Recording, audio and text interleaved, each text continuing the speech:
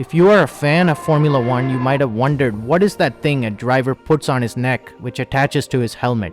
In this video, we will explore the head and neck protection that a HANS or FHR device provides to an F1 driver. Let's get started. FHR or frontal head restraint is an overriding term for what one can call a HANS device. HANS is short form for head and neck support and was introduced to Formula 1 in 2003.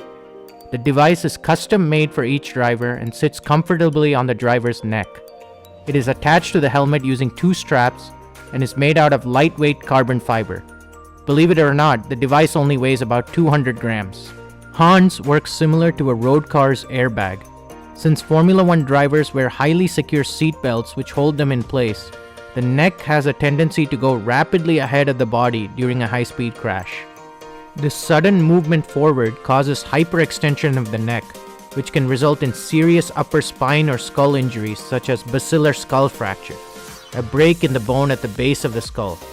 Unfortunately, this kind of injury often results in instant death or can have lifelong repercussions if one were to survive. The HANS device restrains the neck from snapping forward during an accident. It reduces neck movement by almost 50%. The straps of the device keep a driver's head up during crash impact, preventing hyperextension of the neck. This lightweight device is truly a lifesaver. Prior to the HANS device being introduced in motorsport, many well-known racing drivers have died due to basilar skull fracture.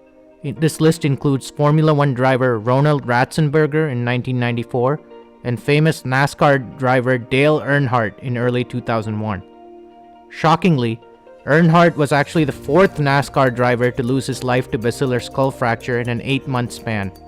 Drivers Adam Petty, Kenny Irvine Jr., and Tony Roper were all killed by basilar skull fracture in the year 2000. Earnhardt's death brought to light the importance of neck and head restraint in racing, and most motorsports went on to adopt the HANS device in the coming years. The tragedy is that the HANS device was actually developed in the early 1980s, but was not used in high-speed racing until the early 2000s. Many lives could have been saved in these decades if this device was made mandatory. Hope this video helped you learn about the HANS device. I would like to make a quick shout out to Anesthesia NN for supporting this channel.